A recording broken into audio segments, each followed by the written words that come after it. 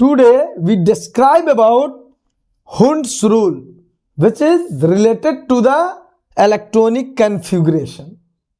तो electronic configuration में Hund's rule का एक स्पेसिफिक इंपॉर्टेंस है, उस इंपॉर्टेंस को देखिए। ये कहते हैं, जैसे कि आप जानते हैं कि ऑर्बिट हो गया KLMN, जिसे आप सेल के नाम से जान सकते हैं, और जो सबसेल हो गया वो हो गया SPDF। क्लियर है? जैसे आप जानते हैं कि K में S ऑर्बिट रहता है, L में S और P रहता है, फिर M में SP और D रहता है, और N में SPDF ये है।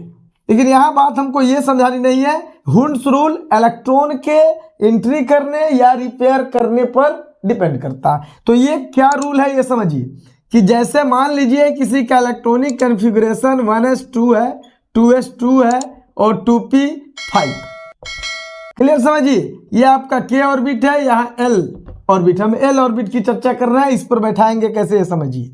और आप जानते हैं कि S में मैक्सिमम 2 इलेक्ट्रॉन रहेंगे, P में 6 रहेंगे, D में 10 रहेंगे, F में 14 रहेंगे। तो ये हुंड्स रूल क्या कहता है इसे समझिए, कि जैसे S है तो इसके लिए ऑर्बिटल मात्र 1 होंगे, जिसमें एक पहले जो इलेक्ट्रॉन है उसका आधा यानी हाफ भरता है। 2 इलेक्ट्रॉन है ही तो हाफ क्लॉकवाइज में अगर चल रहा है यानी अप स्पिन पहले जाएगा, फिर इसका रिपेयर होगा यानी यहाँ आप डाउन स्पिन, यानी ये क्लॉकवाइज और एंटी क्लॉकवाइज, और इस तरह ये 2s2 आपका फेल हुआ। अब आइए 5 में, तो P में 6 है, मैक्सिमम नंबर ऑफ इलेक्ट्रॉन्स, तो जाहिर है कि इसमें 3 ऑर्बिटल्स लिए जाएंगे।